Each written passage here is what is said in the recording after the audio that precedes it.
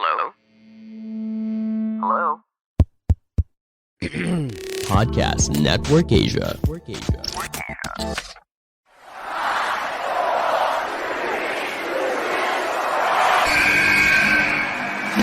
What's going on? This is Xavier Woods, aka Austin Creed. I said, give me a hell yeah! Hey, this is Zeta Zay. Hello, WWE Universe in the Philippines. This is Charlotte. Talent is not sexually transmitted. You need to go back to the drawing board because your game absolutely sucks! Hey everyone, this is Jeff Cobb. I'm Lewis Howley. I'm Sam Scotia. We are pretty deadly. Yes, boy. Yes, boy. Hello, my name is Ilya Dragunov, the star, the NXT UK champion, and you're listening to the Wrestling Podcast. Yes, sir. No soundboard kasi no stand. You are listening to the longest running weekly episodic Filipino wrestling podcast. This is the Wrestling Podcast. I'm Romoran. That's Chino Liao. And joining us tonight is a special guest co-host kasi wala si Stan. Say hey to Emil, who's coming back. What up, Emil? Hey! Second time being back on the show. Let's get to some wrestling talk. Yes, sir. Yes, sir. How is everyone doing tonight? Mainit, as we talked about on the pre-show. Really effing hot right now. And saying hey to everyone who is in the chat. Got a bunch of people making their comebacks. JK is back. A lot of people around here. Glendale Mon, Gian, Patron Gian, Wilson, Admin Jackie, Ina. Yeah, thank you guys for tuning in. We have so much to talk about because it's been a pay-per-view week, premium live event week, and syempre dumagdag pa si AEW. So let's get to it. But before that, let me just shill our Patreon program real quick kasi it's going pretty well, you guys. Patreon.com. I mean, see, Emil got to be a part of the stream. Yeah. Thanks to our Patreon program. Yeah, exactly. Yes. If you guys want to be part of the Patreon program as well, you can join us by signing up via www.patreon.com/wrestling podcast. It's on the Chiron right there. Yes, sir. Also, si Admin Jackie will drop it in a bit dito sa ating comments. It's for as low as $5 a month. Alam ko, tumataas na yung dollar. Medyo it wasn't as low as it used to be. But look at the bright side. Ang dami niyong makukuha. You can be a part of our first merch drop, first and foremost. Babyface producer Mike, let's put up the slide ng shirts. Yeah, you will have a choice of one of these beautiful, beautiful shirts. Pwedeng may mukha namin, pwedeng wala. It's all up to you. One of the perks of being a Patreon, you can also be a part of our exclusive Discord server where we talk about anything and everything from wrestling, popular culture, movies, books, sometimes even OnlyFans accounts. Although, pag-trip ko lang yun. Pag nandun ako. Right? And you can also be part of our viewing parties as well. Exactly. We have one happening. We had one for Extreme Rules, and we will be having one for meron ba tayo for Halloween Havoc? Bro? Crown Jewel, yeah. Halloween Havoc, I don't know yet, pero if people are interested, why the hell not? Kasi it's happening on a... So yun, ang daming perks ng Patreon na yun. So sulit na sulit yung $5 nyo. Kaya kung ako sa inyo guys, sign up right now. That's right. That's right. So we did get a new patron for the Extreme Rules watch party. So nakasulit siya. Also worth noting that Patreon doesn't charge you at the top of the month anymore. So you get charged on the 30-day parang anniversary of your first sign up. So hindi na siya oppressive in that manner. So please, as China wonderfully said, sign up patreon.com/wrestling podcast. For as low as $5. All right, let's get to it. Let's get to the first item on the agenda. Please, babyface producer Mike, let's put it up. The big thing on everyone's radar right now, the return of one Wyndham Rotunda, better known as Bray Wyatt. Okay, Chino, you are the big Bray Wyatt fan.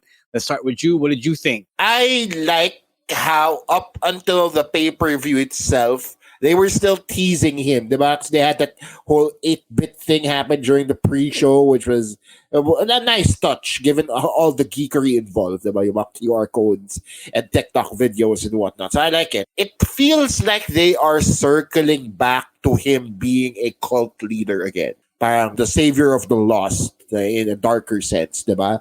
Yun nga, sabi ni Jeb dito sa comments, the Wyatt 6 faction is being teased because over the past few days, WWE has trademarked certain names, namely yung Uncle Harper and Uncle Happy, I think another name was, right? Yeah, Uncle Harper and Uncle Howdy. Those are the names that they trademarked.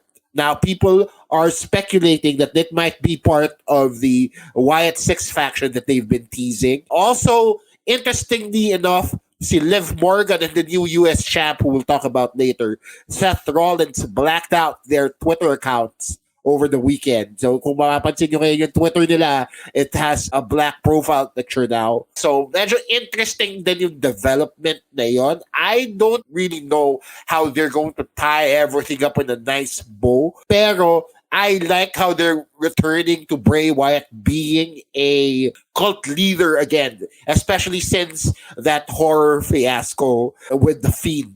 Diba? So parang hindi siya well put together noon. But this time around, I think it's a full circumfication of Bray Wyatt as a character, as a persona, and I like it. All right, before I give my thoughts, Emil, what do you think of this? So, leading up to Extreme Rules, we were getting these teases, and at first, I didn't really like it because I really, sorry sa mga ma-offend, but I really hated the Fiend character. I didn't like the Fiend at all. So, I was parang inisip ko, baka Fiend na naman siya pagbalik niya. But then, this happened and he's Bray Wyatt again. He's not the Fiend. He doesn't have this super, mystical shit that I didn't like with the Fiend. So I really like this reinvention that we are possibly getting here with this new Bray Wyatt. And I thought the show was ending. So they already had the graphics, so I thought Naka-iron fake out ka rin, in the NXT days. Yeah, I thought it's not gonna happen, but I'm glad it happened, and I'm really looking forward to this new version of Bray Wyatt. Ang galing pa ng acting ni Michael Cole dun diba? Yeah. Are we still live? Pero nag-cut na sila dun sa Titantron So parang, Michael Cole, mali yung timing mo dun. But okay, I'll let it pass. Hindi kasi siya sanay. He doesn't, sa NXT lang nangyayari yun, diba? Yeah. So takeover. So he didn't know what to do with the So it was actually the first time somebody on commentary reacted to the fake out, the show going on after the graphic aired. So, that was pretty interesting though. It was well done, I think. But my thoughts, I'm going to agree with Emil here, kind of. Sorry, Julian. My opinion is also that of Kasi when I realized that it was going to be Bray Wyatt, the last clue, I believe, on the SmackDown before Extreme Rules pretty much pointed to Bray Wyatt. So, naging indifferent na lang ako. So, I didn't really care about Bray Wyatt. Like Emil, I didn't really care about the Fiend character. Chino was right in saying that it wasn't really put together by the end. It was all Wyndham's idea, yes, pero it was really bungled by how Vince ended up booking the Fiend character near the end. So that was really just a lot of indifference from my part. But a lot of people really liked the return of Bray Wyatt. They're really hyped to the point na 7 million views on YouTube, I believe. Yeah, it was viral. Yeah, diba? You guys really enjoy your horror stuff. And even though I don't like it, I can't really say anything about that because if it's popular, it's popular. It's best for business. And Triple H pretty much highlighting this thing that's super popular is only good for them. So I can't really talk shit about it. I'm just going to say that it's not for me. So, yeah. So about Bray being a cult leader, I don't know. Maybe it is, maybe it isn't. We'll find out by this Saturday on SmackDown. I don't know. What do you guys think of the possibilities? Sa akin lang is if there was a company or a promotion that was to do a horror angle with regards to all of this, I'm glad it's the WWE kasi sila yung may production power and sila yung may kakayahan to actually pull it off, diba? To actually give it that scary persona. Yeah, it's not for everybody, but when done well, it can have a retaining factor included, diba? As far as Bray being a cult leader is concerned, parang hindi naman kailangan ni Bray ng stable. And I feel like he can carry a match on his own. Hindi niya kailangan ng goons to do his bidding because we're talking about a supernatural force here, whether it's Bray Wyatt, the cult leader, or the Fiend itself. Meron siyang supernatural aspect. So I don't know how involved the other people in the stable need to actually be to move his stories forward. So for me naman, the cult thing, that was a Bray Wyatt I actually liked when he was leading the Wyatt family. So if there's something that I'm looking forward to, maybe he gets his own stable. But I kind of also agree with Gino. Like, we have too many stables already in the main roster. Not that I would hate adding more stables to it, but I can get that maybe some can get lost in the shuffle. So, again, it's really too early to predict anything. Lalabas pa lang siya sa SmackDown this Saturday. So, guess we'll find out what this new Bray Wyatt is going to be. All right. So, ito, lightning round question from the chat. I thought I saw this really good question. Sinong return mas gusto nyo? Bray Wyatt or Cody Rhodes to WWE? Or even CM Punk? Kasi that was what people were comparing on the internet, diba? So, which one did you guys like more? For me, it's not a question. Bray Wyatt. All right. Emil, what about you? Actually, I will go with Cody. I would go with Cody because I don't know if it got teased longer than it did with Bray Wyatt, but I also can't blame the others for picking Bray's return. It was more majestic, I think, in my opinion, than Cody's.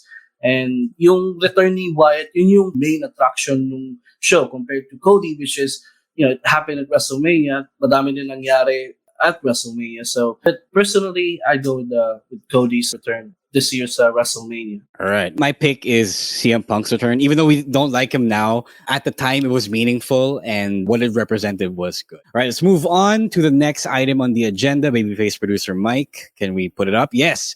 The big news from Raw, the Good Brothers, Carl Anderson and Luke Gallows have arrived straight from NJPW because I was literally watching an NJPW show from last Saturday that had them on it. So the news is that they were done with Impact and they weren't signed exclusively to NJPW. Carl Anderson is still the never open weight champion and there are no updates yet on what they're going to do with it, whether he has a defense scheduled for November 5. I believe that's something autumn from NJPW. I forgot the name. But the news is that Carl still wants to work NJPW dates. He still wants to do Wrestle Kingdom 17 in January. And it looks like he might be getting his wish of working two major companies at once, but we don't know that yet. Right? Thoughts on this big news? I mean, welcome to Triple H's WWE, diba? He said, diba, and when Tony Khan called out the WWE for not working with other companies, Triple H said that he was in talks, quote unquote, with NJPW. And now we know what that actually means, diba? It means that other people like Carl Anderson, or Carl Anderson himself being the president, might actually get to work with both companies, diba? It might also mean in the future, like Glendale is asking for, that there might be a talent exchange with New Japan and WWE, diba? Maybe we might even see some retconning happen and the WWE might actually recognize Antonio Inoki's WWE title run, diba? Who knows? Masyado nang far-fetched yun. Yes, it was a joke, guys. Relax, wrestling world. Parang sa akin lang is it's a good sign of things to come when a company as large and as exclusive as the WWE begins to open doors like this, it becomes more inclusive in the wrestling world. And we all like that as fans. All right, Emil, what do you think? Okay, so like Chino said, this is like the new era of WWE with Triple H, but I also think that it's also a new era for New Japan. Remember when like they had a president before and then he got replaced? And then that really opened up the relationship between NJPW and AEW. So now it seems like NJPW is also opening up its doors for WWE. And this is a good thing. Like, it doesn't really need to be a full-blown forbidden door, but just the acknowledgement that the acknowledgement of NJPW existing in the canon of WWE, I think that's a welcome addition to this new era under Triple H. And Carl Anderson, he's going to be working New Japan dates as well. So it's good for both companies. This is a win-win situation for both NJPW and WWE. And who knows, maybe we can get more talent exchanges in the future. Yeah, it's worth noting as well that Triple H is the guy who was able to bring over Jushin Thunder Liger to NXT all those years ago. And also forgot to mention, the NJPW World Twitter account retweeted yung tweet ng WWE with the video of the Good Brothers returning. So there's something there, I believe. Some NJPW stars also reacted, like Jay White, who acknowledged this. So apparently, the reason for this is because, syempre, as Carl is still the never openweight champion, they can't ignore him. They can't ignore what he does, even if it's with another company. Yep. So I hope that this is the crack in the door that becomes the entire thing opening. It's a wonderful time to be alive. So let's move on to more returns. But before that, let us hear first from our fellow kapodcasts on Podcast Network Asia. Saying hey to Scamageddon on Kumu. He corrected me. He said the event ng NJPW that Carl is still booked for next month is Battle Autumn. I knew it was Battle. I just wasn't sure. Thank you, man, for tuning in. Thank you to everyone on Kumu who's tuned in. Please keep smashing those hearts. We are at 1,574 likes right now. I think, or I'm pretty sure that everyone on Kumu know that you like the wrestling talk on the platform. All right, let's move on to the next item on the agenda. There's another big return that happened on Raw this week. It is one Yeehaw Brock Lesnar. Chino, what you think? Interesting. First of all, I thought that they would make this a US title match kasi they've been really building this US title picture really well, diba? For the past few months that Lashley's being the only champion on Raw. But na-disappoint ako ng konti na binigay nila kay Seth because I didn't really feel that Seth needed it. But at the same time, it's also interesting because we're finally getting that MMA match that people have been wanting to see for the longest time. Remember how when Lashley was the WWE champion, they wanted to see him take on Brock, who was also the champion at that time, a title versus title thing, and everybody wanted to see this former heavyweight MMA fighter go up against another former MMA fighter, diba? So parang it has that dynamic to it. I'm pretty sure they are going to use that to build off this story kasi hindi pa na-explain kung bakit inubahan ni Brock si Bobby Lashley, like why he destroyed him like that. But I don't know, big meaty men fighting each other is also exactly. It's always good for me. You know, and been liking the recent Brock Lesnar runs where he's just out there being a redneck and all yee-haw. So maybe they carry this over here. I don't know exactly how this character translates into a heel, but we'll see. All right, Emil, what do you think of this feud not being for the U.S. Championship? That Bobby Lashley has pretty much put the prestige back in. Also, I agree with Gino. At first, I thought it would be interesting for Brock Lesnar to chase after the U.S. Championship because Brock Lesnar has never won any mid-card championships in his career. Nung pumasok siya, he was straight into the main event. And then he lost the title to Seth Rollins, which is, you know, kind of a bummer, but we're still going to get a really good feud here with Brock and Lashley. But I just have a question. Who is exactly the heel in this situation? That's a good question. Like, Brock did a heelish thing, but after that, he was high-fiving with the fans. So you can't really say he's a heel or a face, but Bobby Lashley is a babyface, and Brock Lesnar did a heelish thing attacking him. So I don't know. Guess we'll find out as we go on here with the storyline. Sige, yun din yung reason kung ba't na-bring up ko yung fact na Brock Lesnar might not translate as easily to heel Brock Lesnar. Because remember, heel Brock Lesnar had the crutch of Paul Heyman being his mouthpiece, diba? I don't necessarily know if this happy-go-lucky Brock can still be happy-go-lucky and be a heel at the same time, diba? Yeah. I don't know. It's a little murky for me. Yeah. Like, Yeehaw Brock is so relatable. Nah, I can't see people booing him. So if he's going to be a heel, does he go back to, like, old Brock? So I don't know. Yeah. I don't know what they were doing with this. It's so weird that Brock was made to attack a beloved babyface now in Bobby Lashley. So what I'm getting from it is that Brock is. He's just a force of nature. He doesn't really care about who he attacks. So he did a heelish thing by attacking a babyface, but people still like that. And people want to cheer for Yeehaw Brock. So, yeah, like Cheetah said, I don't know how this is going to translate. I don't know how they're going to tell the story, but it's Triple H. So I am very much open to it. I'm just pretty sad that Bobby Lashley had the US Championship taken from him. I thought he was doing a really good job. And I wanted to see Brock like focus his energy on a mid-card championship. Kahit sabihin mong demotion yan, it's still interesting to me because it's still Brock making a title look prestigious by chasing it. Yeah, hindi rin siya ganun kalaking demotion. I don't even see it as a demotion because with the titles being sort of unified now, the main titles at least, Bobby Lashley is now serving as Raw's main champion, diba? Whether it is a TV title or not, nandun siya, he's bringing prestige to the title, and giving him a main eventer like Brock Lesnar actually elevates that title picture a little bit more. Diba? So sayang, dapat they double down on Bobby as champion. But we'll see where it goes from here. Right. Emil, anything else you want to get off your chest? No, pretty much. Sabi ko na din naman yung thoughts ko about this feud. Again, convinced na ako kung sino yung heel. So, yun right. lang. All right. So let's move on then to the next item on the agenda. One more return, but not this week. It's going to be happening next week. Ezekiel is no more, and we are getting the Drifter Elias back. I got feelings about this, but I want to know if you have any feelings about this. Anyone It's can. interesting you're giving people their names back.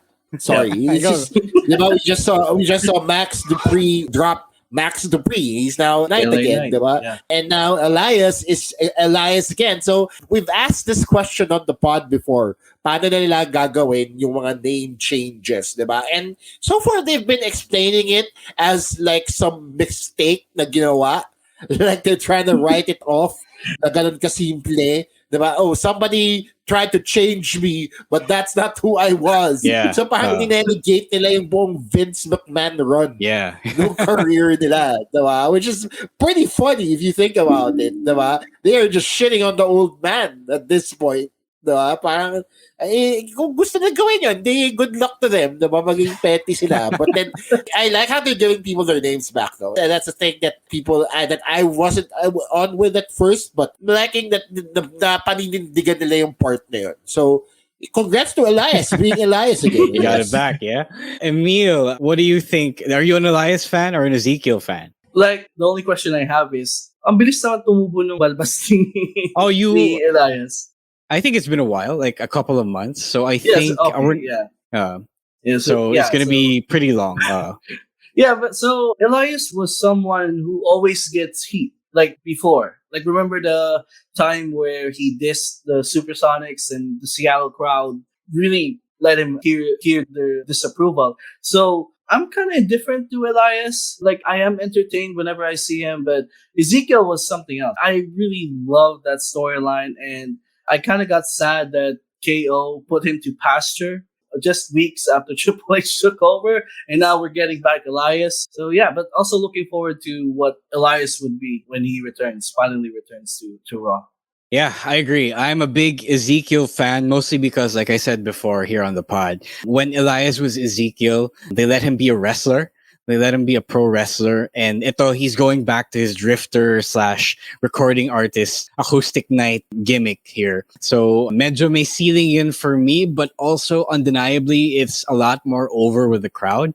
But people also liked Ezekiel, as I think I can argue. Kasi Ezekiel wrestled more. He was entertaining. He was a great underdog babyface wrestler. And I think they could have given that more time. But who knows? Maybe the guy himself, Jeffrey Shulo, maybe he just liked being Elias a lot more than Ezekiel. But we'll never know, I guess. So also, this new logo of Elias is pretty interesting. I think yeah.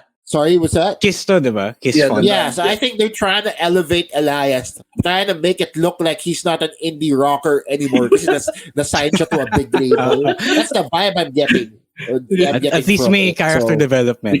Diba? Oh, diba? Parang hindi na siya indie acoustic open mic guy. Kasi na-sign na siya sa label. That's the whole vibe I'm getting. Hindi na siya busker sa BGC. Ganun. Yes, that's right. All right, so yeah, let's move on because there are so many things that happened over the past week. Babyface producer Mike, yon, Legado del Fantasma is also back. They are now on SmackDown, and they're now being managed by Zelina Vega. It is by Elektra Lopez for now. We don't know where she is. We basically predicted that Legado would move up to SmackDown, so there's no question there. So I would like to ask you guys, is Triple H adding too many people to his main rosters too quick? Anyone? Ako, no. First of all, congrats to the new Legado del Fantasma. It's always nice to see some representation in the heel stables of the WWE. So if you think about it, wala namang white stables ngayon sa WWE, diba? Imperium. All, yeah. I don't know if Italians Brawling are white Brutes. also. The Brawling Brutes. There we go. There we go. Yeah.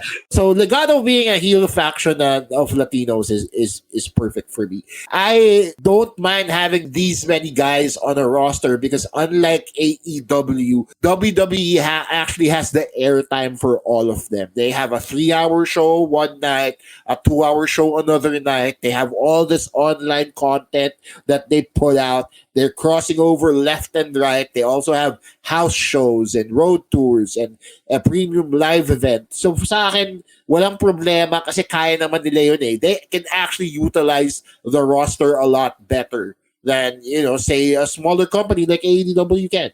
Emil, do you think the roster is bloated? No, because kung matatanda natin, before Triple H took over, Vince pretty much gotten rid of everyone from the roster, and we were seeing Roman Reigns showing up on Raw and SmackDown. So, ganun kashallow yung depth ng main roster before Triple H took over. So, it's a good thing that he's pinapasok niya itong mga NXT call-ups and returns from people returning to WWE. Again, it adds more depth to the main roster. And sabi nga yung Chino, you need more guys because WWE is a 24/7 365 wrestling company. They tour all over the world, tape shows every week. They have so much airtime that they need guys to play a lot of roles in the company. So I don't think the roster is too bloated, and the number of people na pinapasok niya, it's perfect for the situation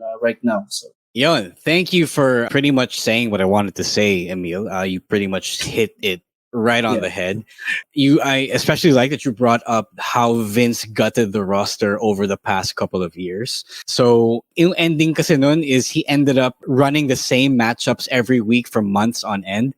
So that's what happens when you don't have enough people. So now that you have enough people, you can cycle these roster members. You can cycle these matchups. Everything feels fresh. If you watch the month-long run of Raw over the past few weeks, you'll see that they cycle through a bunch of different matchups. And then when they did do rematches, it didn't feel like we saw this just before. That's just a week before. So that's what's really great about this. And when you have enough guys to do this with, your booking is pretty much safe. So I like that you agree with me, like you guys agree. So okay tayo na maraming stables on SmackDown and on Raw. All right. So before we talk about Extreme Rules, we have one more thing to discuss. It was the season premiere of Raw and SmackDown. And with that came new announced teams. So here is the rundown of what changed. Jimmy Smith from Raw was fired. In his place is Kevin Patrick, the former backstage interviewer of Raw. And Byron Saxton is now gone from the commentary table. Pat McAfee on SmackDown is momentarily replaced by Wade Barrett from NXT. And taking his place on NXT is Booker T on caller commentary. And then see Nigel McGuinness, who was last seen on NXT Level Up, is gone from the company as well. And Kathy Kelly is also back as part of the Raw broadcast team. So a lot of movements. One big change I like is that every show is back to a 2-man announce team. I didn't like the 3-man setup, and it makes it so much easier to follow. What do you guys think? Listen, man, I like anything that brings Kathy Kelly back. She's my number one. She's the number one right there. So I like it more than I like bringing Kathy Kelly back more than I hate having Booker T back. So it's easily enough for kasi nandiyan si Kathy Kelly. I can ignore the fact that I to hear Shucky Ducky Quack Quack again. So okay lang sa akin yun. It's interesting. I like the Barrett and Cole combo. The Barrett is just really a natural heel on the commentary desk. So I like how they are able to bring that to a much bigger show. Sana they keep that announced. Yeah. For me lang, yung question ko lang dito is, what happens when the college football season ends and Pat McAfee goes back to WWE? What will happen? My understanding is because Wade was filling in, Corey and Wade were filling in for Pat McAfee. Pat comes back after college football, and then Wade goes back to NXT, and then Booker T is a temporary replacement. So that's what I think is going to happen, but they haven't really confirmed that. So temporary lang pala si Booker T sa NXT. So, and then also one thing I kind of got sad with, they got rid of Byron Saxton. I like Byron, so maybe I'm one of the few who like Byron Saxton, but he will be missed, just like Roman J here in the comments said. So yeah, it's always a good thing to see some shakeups. I'm looking forward to, because pag 3-man kasi minsan medyo parang convoluted, madaming, like too many cooks in the kitchen, as the saying goes. So a 2-man team is very refreshing. It's been a while since nagkaroon tayo ng normal 2-man team on commentary, both Raw and SmackDown. So yeah, this is a good change on WWE's part. All right. I don't know. I don't have as big a problem with the 3-man setup as you guys. So it's probably just me. But I mean, I don't have a problem with this new shakeup either. So yeah. Yeah, I think the commentary teams have been okay naman before, and this is just okay as well. Yeah. But I personally don't like 3-man teams. All right, so again, now that we're all in agreement that this is all good, let's move on to the big pay-per-view. Extreme Rules is over and done in the books. Let's talk about it as a whole. First question: did the entire premium live event live up to the Extreme Rules billing and the fact that every match had some sort of no DQ stipulation?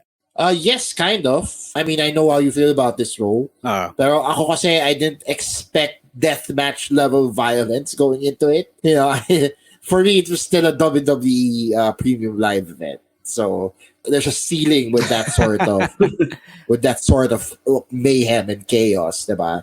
They won't cut people with graters or put them through fiery tables. But at the same time, I like how they actually tried. Some of it was very weird, like the Ronda Rousey match. That was very off for me. But everything else, I felt like was okay. All right, Emil? So for me naman, yes, it did kind of live up to the Extreme Rules name. For me naman, with Extreme Rules, as long as the stipulation makes sense to the story the match is telling or the storyline is telling, I'm good with it. So, for example, the Fight Pit match, Riddle and Seth's feud has gotten to an all-time high that they needed to have just yung talagang bardagulan dun sa cage, which makes sense and it delivered. But also with Edge and Finn Balor, the storytelling to that match was superb. But the only match I didn't really like was the strap match. Because so we'll talk about that in a bit. I will ask. Don't worry, I will ask. The question muna is, did it live up to the extremeness? So for you, it did, Emil. So is what you're saying. All right. Yeah. To me, kasi, as Chino already referenced to, I didn't quite like it as much, mostly because I hear you what you're saying, that this is still a WWE event, pero it's Triple H, and we've seen unsanctioned matches on NXT takeovers, and those were brutal. And I thought they would at least carry that level of brutality to this event. Pero to me, everything just felt tame. A lot of the matches felt slow and plodding. I didn't feel like they were violent enough for me. But you guys in chat, you guys liked it, and I'm glad that you liked it. It just wasn't kicking for me until one of the matches, which we'll talk about in a bit. So, I know some of you guys don't like the blood as much anymore, but some of these matchups needed blood for me, and that would have taken it to the extreme. So it also didn't help that Philadelphia crowd wasn't really reacting to it as much, because I'm sure sanay na sila sa legendary brand of extreme. So it felt like a lot of it fell flat. So again, let's talk about the good things first. What was your favorite match of the show? Emil, go ahead. For me, it's the I Quit match, Edge versus Finn Balor, for a couple of reasons. First, Michael Cole.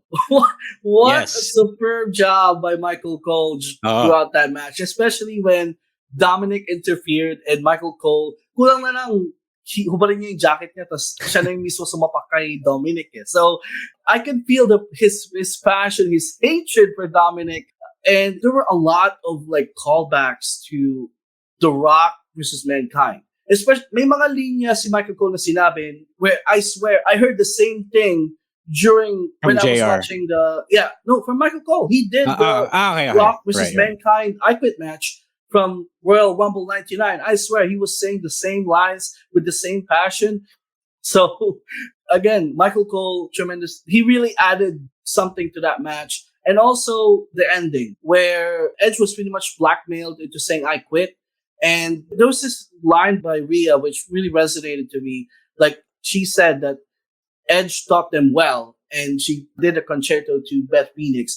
So parang kay Edge doon may conflict na parang he was the one who brought this upon to himself when he created the Judgment Day. And now this happened. Parang yung catalyst ng nangyari sa kanya and to his wife. So great storytelling with that match. And again, that was the match I really loved throughout the premium live event. All right, Chino. I also like the I Quit match, but not as much as Bray Wyatt coming back. It's not really a match. Sure. So madayang sagot siya. Oh yeah, you had to if you had to press me for a match, gun to my head, it'd be the I Quit match as well. Everything else was okay. The Donnybrook fight was also okay for me. So if you had to press me for a match, I'd say those two. But really, Bray Wyatt over everything else. That's fair. I'm also going to agree with the I Quit match. Even though I said most of the action was slow and plodding, the storytelling in this match more than made up for it. I watched the match back with English commentary, American commentary. Such a good idea kasi Michael Cole was on his game in that match. Really channeling peak JR. And current JR wishes he could still be that kind of good. So, sobrang ganda. This is Michael Cole. It didn't feel pilit din yung commentary niya, diba?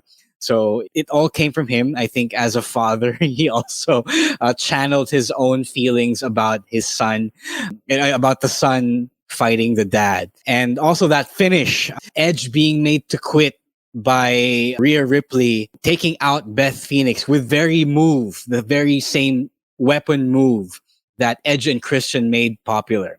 Stroke of genius. I knew that was an Edge idea kasi only Edge could think of wrinkles like that. So, medyo super chef's kiss nun. I wish I could like other matches as much as the I Quit match, but alas, it was not to be. And on that note, let me ask you then, what was your least favorite match on the Extreme Rules card? Anyone? Emil. Sige, Emil. For me, again, sinabi ko na kanina, it's the strap match. Because the strap match is a type of match that actually is much more tamer than if you to go one-on-one because nakatali ka sa kalaban mo. So the movement is kind of limited and it showed. Like the match was slow. I didn't like it. And I just don't like strap matches in general. The only strap match maybe that I like was yung hahawak ka sa four corners because may thrill yun. But with the normal strap match, it was meh. And the finish kind of didn't make sense to me either. The pepper spray, I don't like that. God bless Drew McIntyre. He did his best, but just didn't work for me. I'm gonna side with our guy Giancarlo here and say Ronda versus Liv. Parang hindi sanay humawak ng serious. Oh yeah. Good point. Super obvious. Sorry, I don't know bakit ganon yung sell niya with the chair hit, but parang hindi talaga siya sanay. So it was hard for me to believe that she was hitting Liv as hard as Liv was setting it. You know what I mean? So parang hindi ako, it already broke the facade for me. And so the finish was just like, I was just waiting for the match to end. And whenever I'd have to see Ronda do something hardcore, quote unquote, it just make me cringe. So that would be my choice. All right. I hear you guys with the Liv versus Ronda hate. I would agree with that being a bad match, but I can also kind of chalk it up to Liv just not being as experienced as they want her to be. So talagang ano, but I think that can be workshopped. It just takes some training, a little more experience. But I'm going to agree with Emil here and say that the strap match really fell short of expectations, especially that finish. Look, Karrion Kross is supposed to be this big monster who can destroy Drew McIntyre and beat him up to a pulp.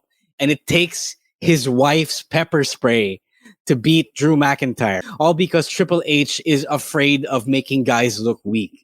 That they have to bring in this outside interference, which is technically legal. Yes, Nisha covered by DQ rules, pero it just really made Drew look weak and Karrion Kross look weak, because Karrion Kross couldn't get the job done without a self-defense item on a keychain, you know? So a huge missed opportunity and almost like a return to the gladiator, the gimp gladiator thing that Grabe naman. Ano, para kasi nagmukha siyang weak. He was supposed to be this big force, and that he didn't become this big force, you know? It was kind of sad for me. There was such a big expectation and pressure for Karrion Kross to break out. And so did you expect him to squash? Hindi naman squash, pero no, I wasn't expecting a squash, man. I was expecting like a real fight, like kill each other with a strap. And then Kross would be the guy who withstood the punishment just a little more that night. Pero yun nga, didn't want Drew to look weak, which I get, pero somebody has to win decisively in these things. All right. Now that we talked about our least favorite stuff from Extreme Rules, lightning round question. Now that he's in charge of the booking, should Triple H get rid of Extreme Rules and other themed pay-per-views in next year's calendar? Ako, no. I don't think they should.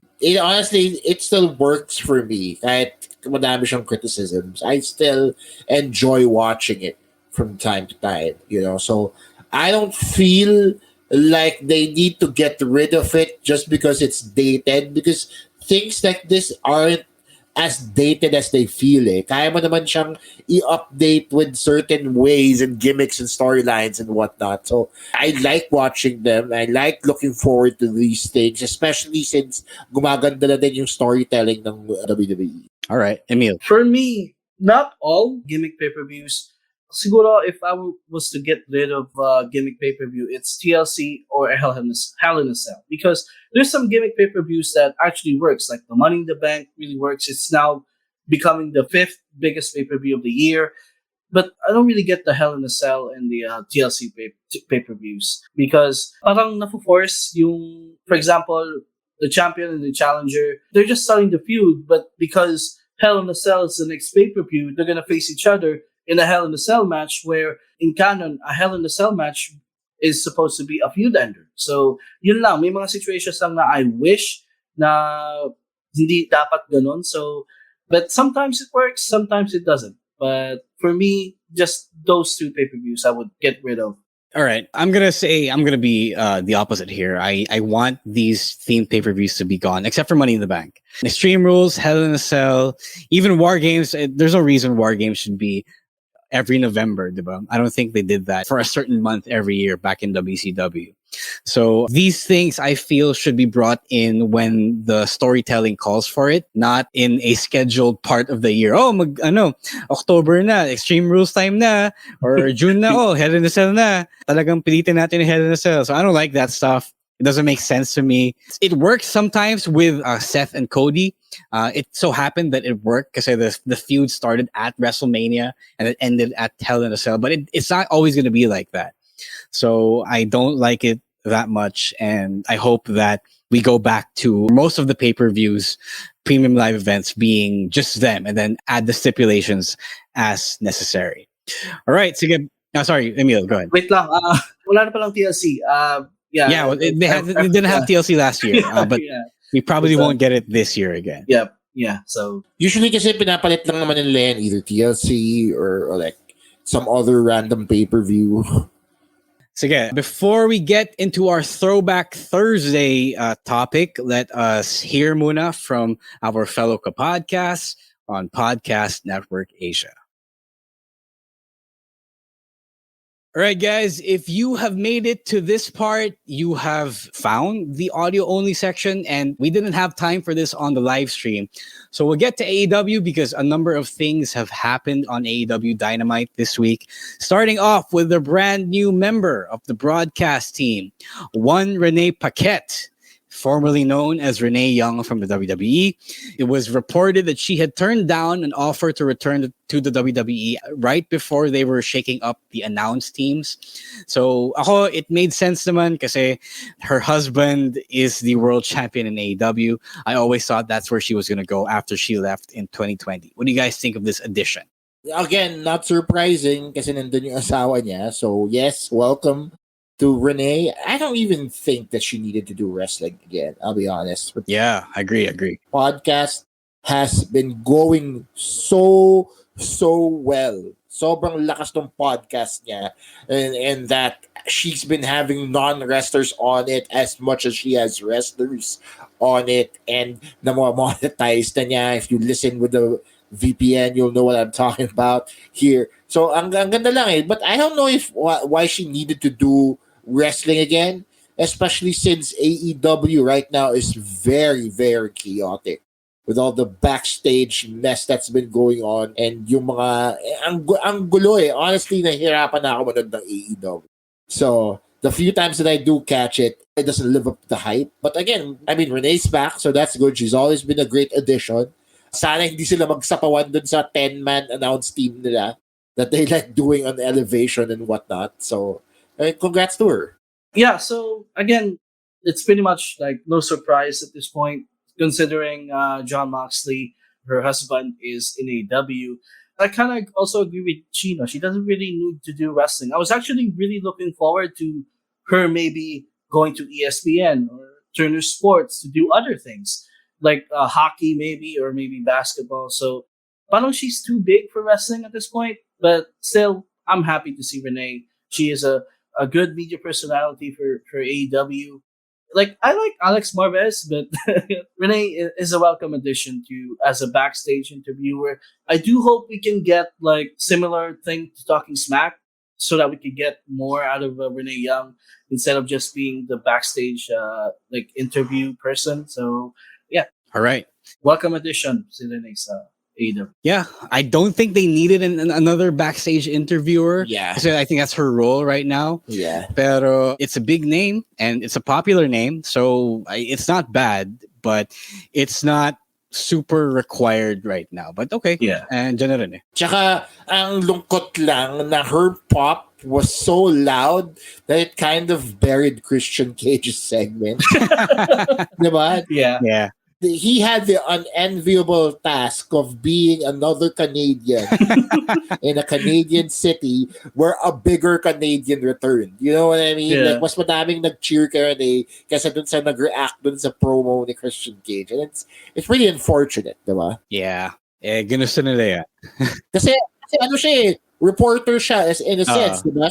So she shouldn't draw a pop. Right? She shouldn't draw as big a reaction kasi dapat impartial siya. But again, I mean, wrestling is weird, you guys. And she's just that popular, Yeah. I guess. All right. Yeah, she's Super popular. All right, let's move on. It's been touched on earlier in the live stream, but Orange Cassidy has won his very first championship in AEW. He beat Pac in the main event of today's Dynamite for the All Atlantic Championship. Chino, you already mentioned it, kanina, but for those tuning in right now to the audio only, why is this such a good match? It's a good match because of the chemistry both men have with each other, especially if you consider Orange Cassidy's style. Na he's lackadaisical, he doesn't care about wrestling, and yet he wrestles it to a certain degree. Diba? So this time around, they're really able to utilize both their strengths and highlight each other. Maganda yung working relationship nilang dalawa because when you're in the ring with Pac, you want somebody that can actually go. And Orange Cassidy can deceivingly actually go. Diba? They had cardio for days, spots for days, and even the end was a nice touch. Diba? It was actually very poetic and celebratory. Yung sabi nga ni Ro during the live stream that when Orange Cassidy won, nagkaroon siya ng character evolution because he actually cared enough to to win a championship. Diba? This was the problem people had with OC before. Na parang hirap niya sakyan as a character kasi hindi nag-elevate yung career niya because he doesn't care enough about it. He just wants to be whoever he is. Diba? But this time around, he has a title, so it'll be interesting to see how he carries this division on his back. Emil, did you catch it? Yes, and again, it's a nice touch to have Orange Cassidy finally win a title because I never really I feel like Orange doesn't really need a title because he's so over. Like, when was the last time he was not over? He was always over. From the time he came to AEW, he's always getting good crowd reactions and he's always putting on some good matches. But this is a nice touch. This is something that I never knew I needed, but I needed again, it was a good thing. He finally won a championship, and you can see the evolution of the company now. You see the day one guys in the roster, and the resumes are now building up. Darby Allin already has multiple TNT championship rings. Sammy Guevara as well. You see MJF accomplishing so much already. And Orange Cassidy was also one of those guys who was in AEW from the beginning, and now he's finally achieved a title in his name. So it's an evolution of Orange Cassidy, and I'm just so happy for him and for the fans. Clearly, the fans love him, and warranted naman tong title win by Orange Cassidy. Right. Gina already said what I had to say kanina, so that's all good. Emil also went in depth into it, so I'm just going to reiterate the feeling that Orange Cassidy, it was time for him to win a championship, and it was a good moment for him. It was in front of an appreciative crowd, and again, full circle, now he's an even more interesting wrestler, member of the AEW roster. All right, moving on. One other thing that happened earlier today, Chris Jericho defended the Ring of Honor World Championship against Bryan Danielson.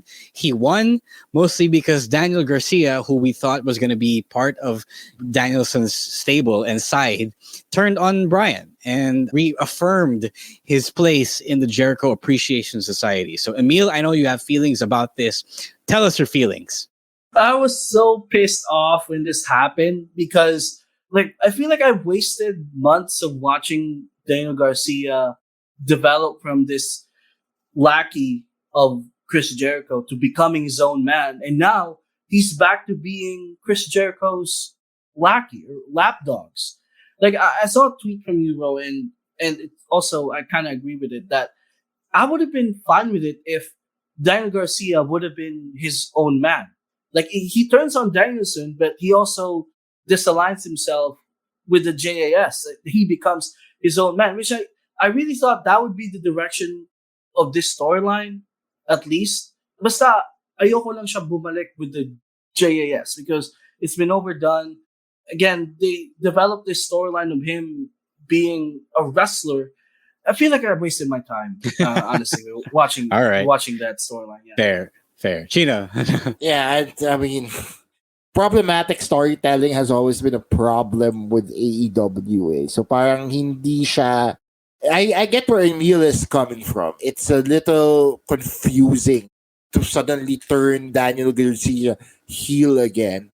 But I guess the payoff they're looking forward to here is to have a match with Danielson and against Garcia and have actual stakes to it. Diba? Na parang hindi lang siya for exhibition purposes. There's actual story involved. But if that were the case, siguro they could have done a better job in doing it.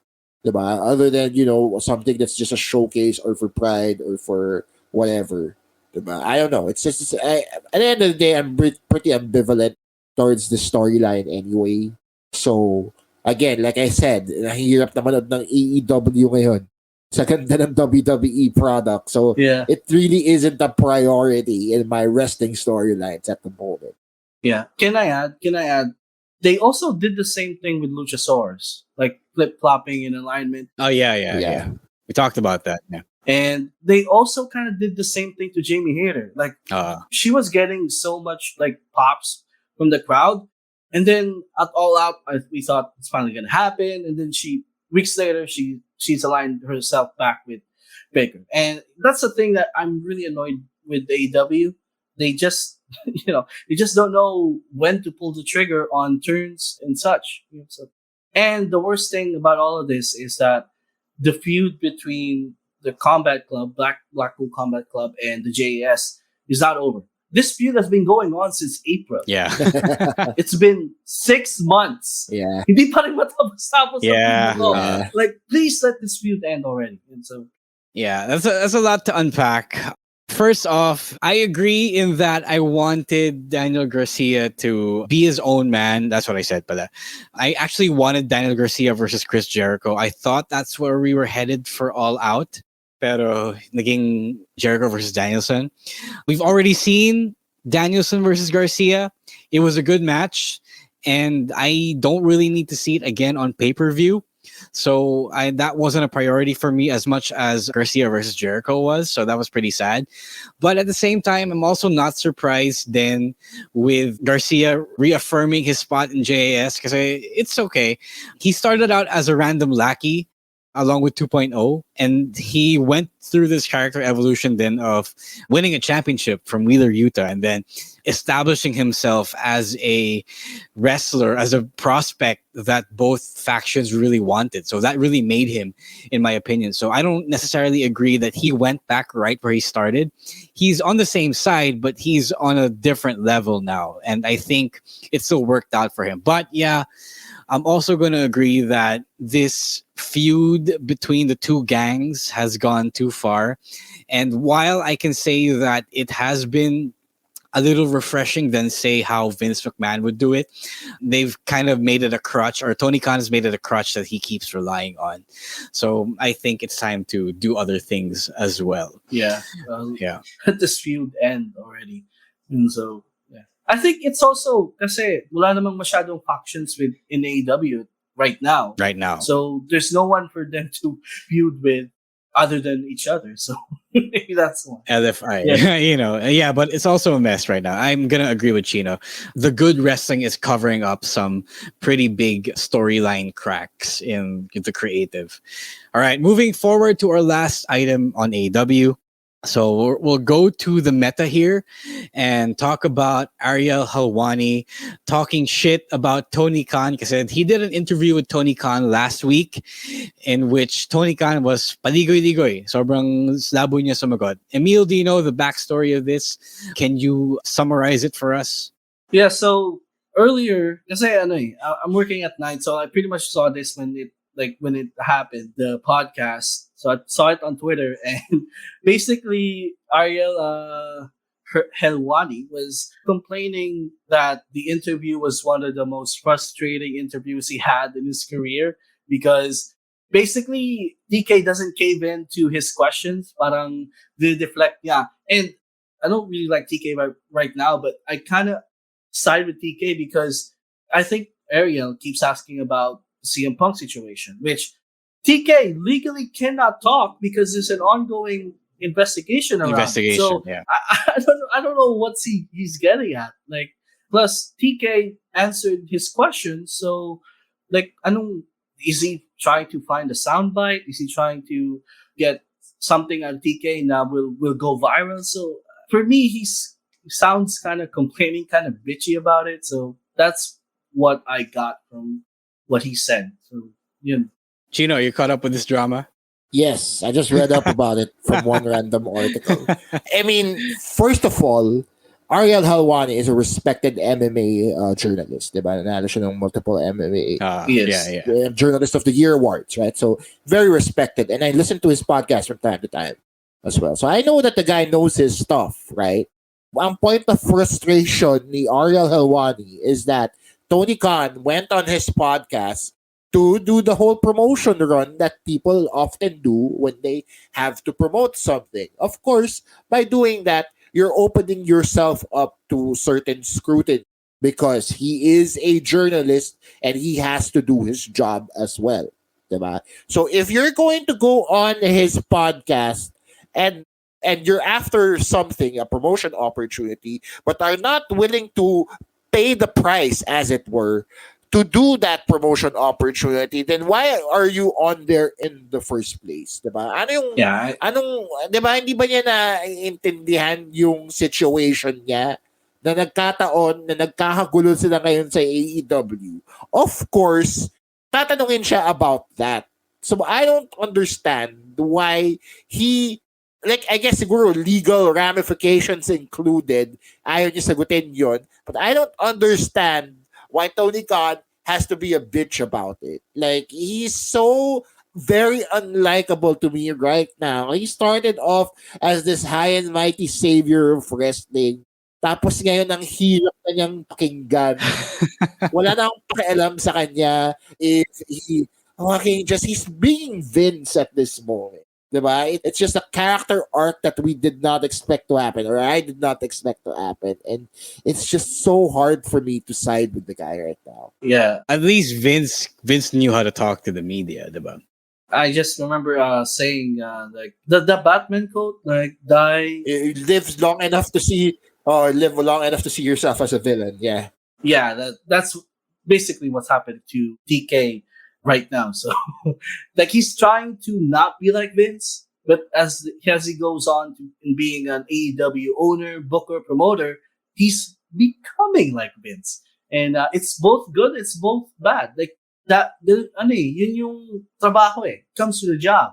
So, I don't know. I'll still criticize him for his mistakes and his shortcomings, but yeah, it's part of the job. I mean, Tony Khan needs, as much as he thinks he is better than the WWE, he needs to take a lead from the WWE. Kasi itong media kerfuffle na pinasok niya could have been easily handled by a WWE media team, diba? Hindi siya lalaki ng ganito. And now he just shows how ill-equipped he is with regards to something like this. Yeah, the big thing I have about Tony Khan as a practitioner in public relations is that he doesn't seem to be media trained despite owning 3 big sports organizations, diba? Fulham, Jacksonville Jaguars, and AEW. He doesn't seem to know how to act right in front of these people, in front of the media as a public figure. So that's baffling to me. That's truly baffling to me. Tony Khan has some serious Kendall Roy vibes, you guys. I swear. I don't watch Succession, but I'm pretty sure I get the gist. Yeah, if you do, you'll get it. Saka, I think it's time for TK to hire a spokesperson for him. Yeah. Someone who can face the media in front, or at least someone to teach him how to talk to the media. Like, exactly, yeah, it's not so hard. Every PR firm offers these services kasi that's literally their job. Oh, kasi sobrang parang either wala siyang pakialam or he just doesn't know, because feeling ko naman may media team siya, diba? Kasi imposibleng wala. Or wala siyang pakialam. But then at the end of the day, he just does what he wants to do, and that is so bad for this. Yeah, he also needs his Twitter taken away from him and have a team manage it. Yeah, so that's 5 or so minutes straight of bitching about Tony Khan. So bad looks all around, and this does not help his already failing character. I do have a question. How can TK redeem himself? Like, we all bitch about TK, but what is it going to take for TK? Oh, he just has to clean up. Yeah, I think he just has to clean up his act. All right. Start talking properly. Start acting more professionally. Stop acting like a dweeb on Twitter. Yes. Stop acting like a mark is another important thing for me. Exactly. Masyado siyang bilib sa sarili niya and his company. Sobrang chill lang. Yeah, he fails to acknowledge that his company is not as perfect as he proclaims to the world. He's trying to be one of the boys when he has to be the adult. Yeah. Also, he can start by putting out a statement with regards to what's actually been happening to AEW to ease the fans or at least investors that he has control of the business. Because at this point, it's like he's a kid with a very, very expensive train set. Diba? True. He just does what he wants. Wala siyang pakialam.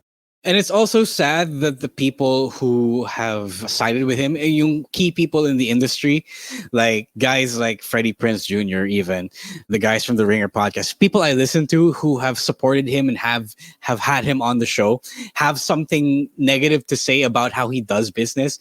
That's kind of telling. That's huge. And I think you can't I'm rich your way out of this. You have to pay attention to these criticisms talaga. And if he doesn't, then I have a bad feeling the company will implode eventually. If it weren't for the adults in the locker room. So yeah, that's it for AEW talk. All right. Saying hey to Kyle on Kumu, who hasn't made his presence felt in a while. Thank you, Kyle, for the 10 halo-halos. Maraming salamat. Guys. Hey, thank you, Kyle. Tapatan niyo yung halo-halo ni Kyle. Yung pahalo-halo niya. Kaya niya yan. Scamageddon says Drew versus Karrion should have been a last man standing match at least. Yeah, probably. I think that would have made sense as well. Kyle sent even more halo-halo. Maraming salamat, Kyle. Thank you for the blessings sa pinapaulan mo. Thank you, Kyle. I want to point out something that Roman J said. Wala nga palang pay-per-view on December since last year kasi they moved that to day 1 on January 1. So I don't know if that's still the case this year, but that's not a bad tradition to have. All right, let's move on to our Throwback Thursday topic. You've seen it on Raw. They celebrated. They made it quick. They made it sweet. It's 25 years of D-Generation X. Let's turn to our Attitude Era scholar in Chino. What are your fond memories of DX back in the day? First of all, nalulungkot na ako na ang tanda na nila, which means I'm also old. Self-aware naman sila dun. Yeah. Diba? Parang they're old and now I'm old. I mean, I like how self-aware they are, but I just did not need that reminder this week. Jesus Christ. It's just a sad day to be a child of the 90s. But anyway, I love DX, man. I've said it time and time again. I love DX. It is an integral part of my childhood, of who I am as a person, as a student of people, as a part of a generation that literally all told everybody else to suck it. It's just, again, I can just go on and on for an entire episode about how much I love DX, their juvenile sense of humor, and the way they just brought it during the Attitude Era, diba? Ang saya lang kasi I remember seeing the Kevin Nash a clip on TikTok of how Kevin Nash was actually pissed off when he was still with WCW and he heard that DX was going to the WCW taping in a tank. One of my fondest memories there, kasi especially when Kevin Nash said in that interview that they were actually on the other side of that garage door waiting to actually get into a fight with Triple H and Shawn Michaels and X-Pac. As in, magsasapakan talaga sila, may guards lang na humarang. So that's a nice little behind-the-scenes tidbit that I stumbled upon over the weekend. So again, a lot of great memories talking about D-Generation X. Admin Jackie says, gagawin pa nila pag nasa wheelchair na sila. Actually, Shawn Michaels addressed that on Raw. He said that if they were still doing that, this shtick in 25 years, we have the right to put them out of their misery. So I'm guessing he's saying pwede natin silang i-unalive. But, you know, I think they're self-aware enough to know that they shouldn't be doing this when they are in their 70s. Chino, you mentioned their juvenile humor. Did you think that when you saw their juvenile humor to start the show last Monday, did it still hit for you? Parang yun nga hindi na eh. Kasi parang dumadating nagtitito jokes na sila. You know what I mean? Like parang yung mga tito mo na tinatanong, oh, virgin ka pa ba? So it's like, it felt very off for me. You know? And then you go into a spiral of how you realize na, puta, hindi na ako natatawa dito. So hindi nakakatawa sa akin. Diba? Parang magkakaroon ka ng crisis of identity during that time. So I don't know, man. It was just a little off for me. Emil, you're the youngest one in this room, in this stream. Yes. So what did you think of DX? I'm sure yung 2000s, late 2000s DX na nabut. Yeah, actually, di ko nabuta yung DX eh. I became a wrestling fan in 2012. Damn. Like, wow, that's past the second run. But when I was a kid, I remember kids doing the crotch chop thing. I know what the suck it thing was. Pero DX was fun. And if you don't take wrestling too much seriously, they're easy to love. And they were a cultural phenomenon. You got kids, you got athletes doing the crotch chop in games. So yeah, so for me, yung naabutan ko na talaga na parang DX memory was the Raw 1000, where the whole gang, except for China, reunited, and doon ko lang nalaman na there were more members to DX than just Triple H and Shawn Michaels. Yeah. So so Rowan here in the comments, we're kind of the same. Naabutan lang namin yung DX when nabutan ni Rowan si DX. Ikaw hindi. Yeah. So around the same time period. So I wish I could have seen yung prime ng DX, but again, just the fact that they were really known, even to me who was an arm wrestling fan when I was a kid, speaks volumes to how popular and how famous DX was during their time. Yeah. Saying hey to Rowan in the chat. Yeah, Rowan. He is, I believe, coming home from school. So, hindi joke yung academic leave niya. He really is work grinding. Send him some and love. Send him some love, guys. That's it for today. Follow us on Facebook, Wrestling Podcast. All our support. Yeah. And he is grinding to as well. Yung individual. Hope a better one than Britt Baker DMD. Anyway, mention lang yung email sa kanya. @_Stancy. Joke lang. Rowan. Better than Isaac Yankev. Better than Isaac Yankev. Keep supporting the Wrestling Podcast. Thank you so much to everyone who was tuning in. Thank you so much to the playing wrestling producers. And I knew of DX. I knew of the Crotch Shops who help us get catchphrase, get our podcast going every week, delivering you. We were 6 and 7 and 8 years old, and people were, and the kids were saying, "Suck it!" It's pointing to the crotch. For my co-host, for Chino, for Emil, talagang bad role models for the kids on DX. Sobra. And then our real exposure to DX was in their mid 2000s run in 2006 up until 2010. That was, syempre, as Emil said, that was only Triple H and Shawn Michaels and Hornswoggle. It was kind of getting old, pero syempre medyo bata pa sila nun. Oh, Shawn Michaels was pretty old back at the time, but it still kind of was funny for me because syempre college humor, sophomoric humor, that pretty much hit for me. And it was pretty fun. I didn't think that Triple H at that point could still be fun. And he still did.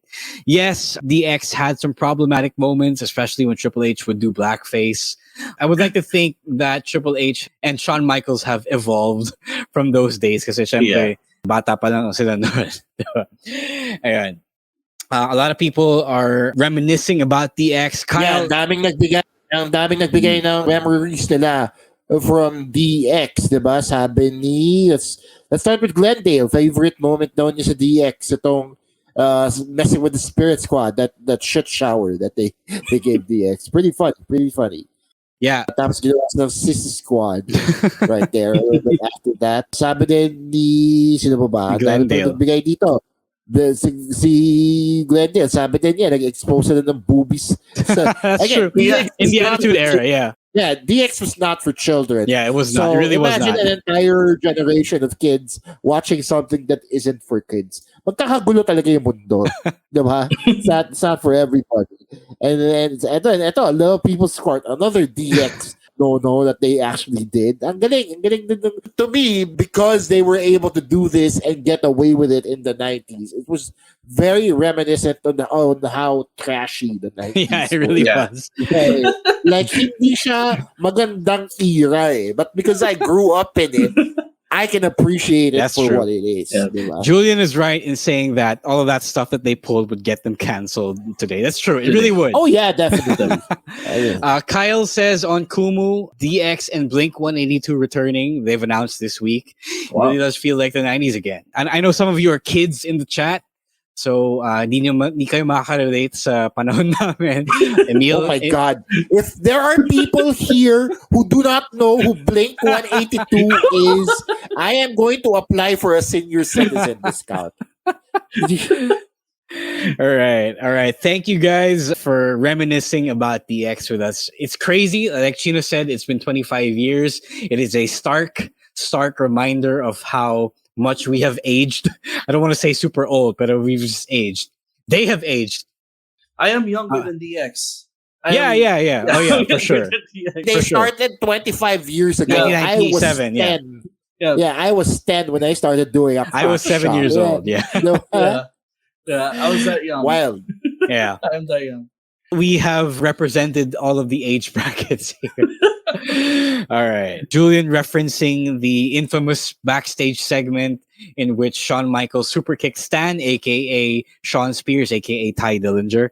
So yun, that's it for our Throwback Thursday. Let's end the slide muna. Babyface producer Mike, let us get into our picks of the week. If you are new to this, if you are new to listening to the podcast or watching the podcast, this is the time of the show where we give the segments or matches that we feel you should watch from the past 7 days. All right. So, Emil being our guest, would you like to start with your pick of the week?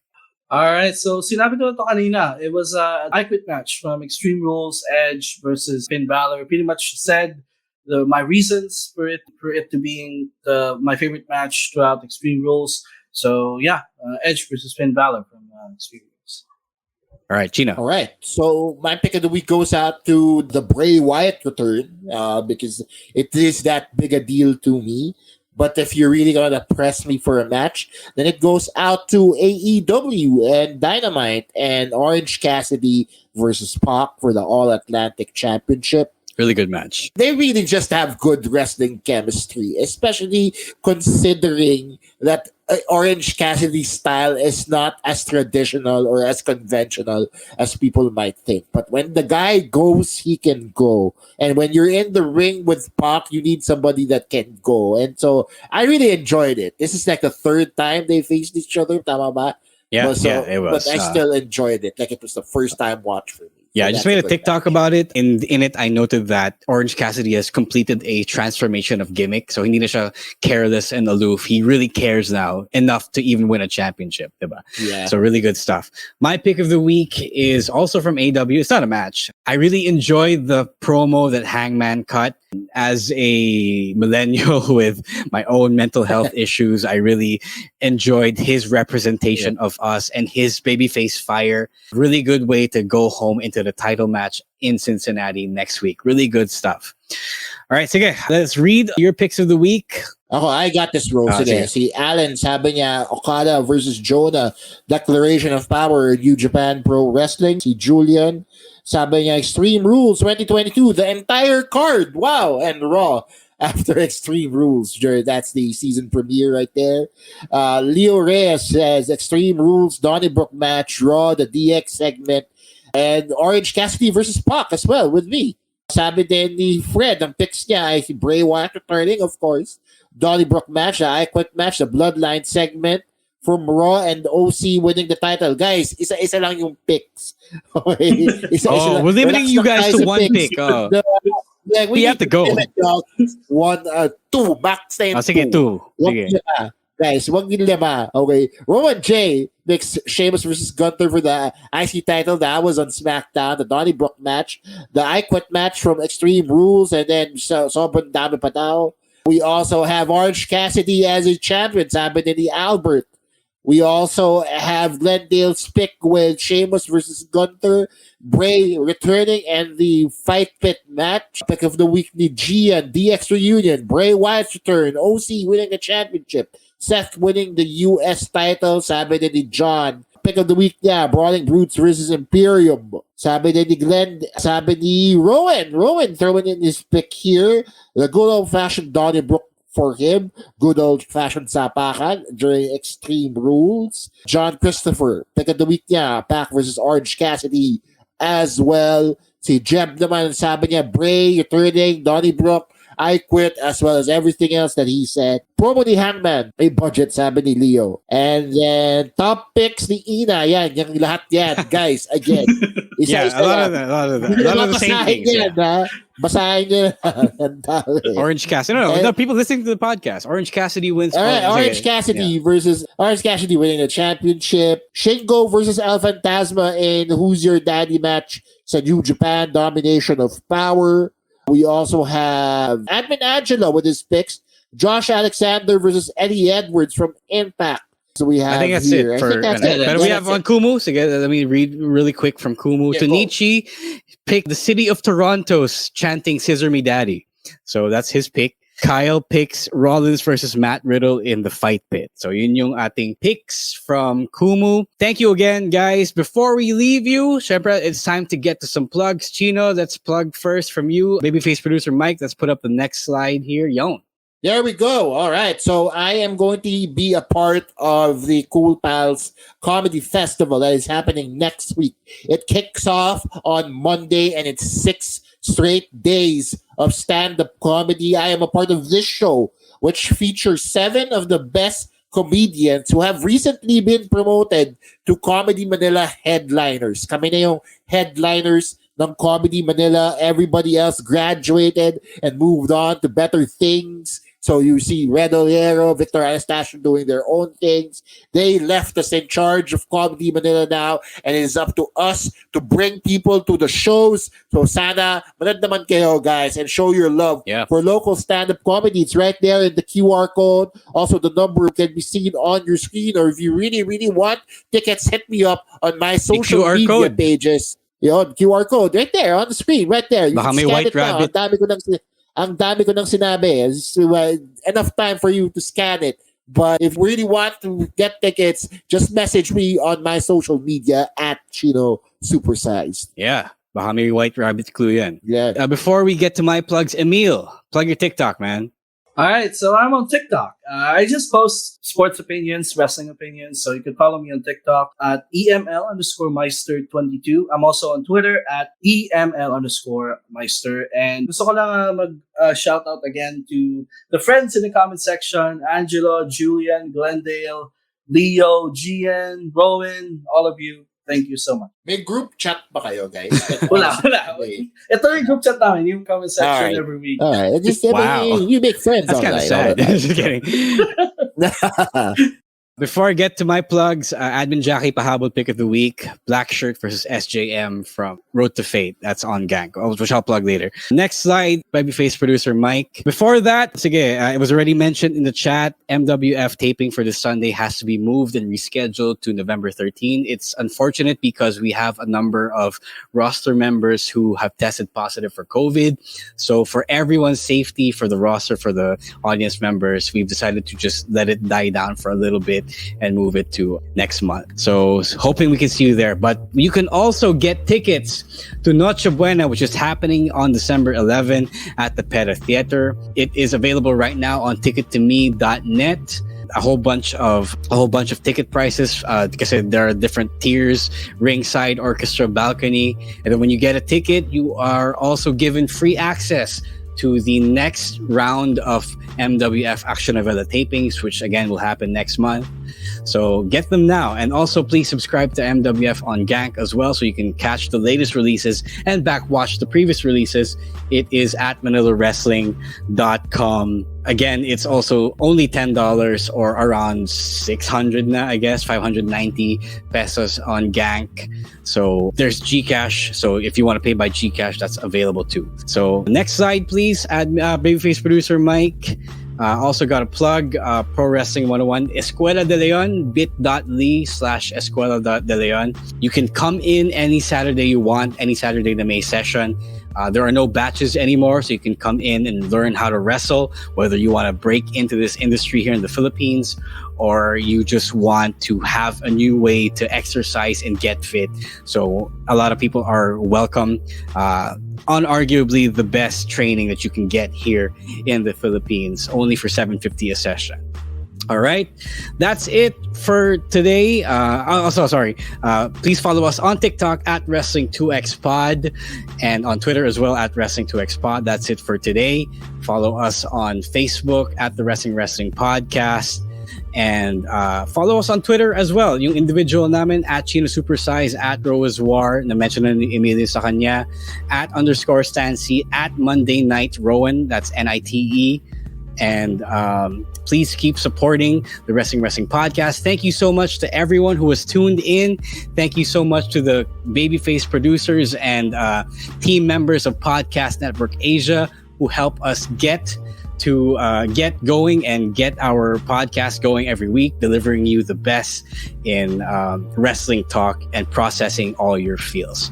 Right, for my co-host, for Chino, for Emil, that is it for tonight's episode of the Wrestling Podcast. We are out of here. Peace.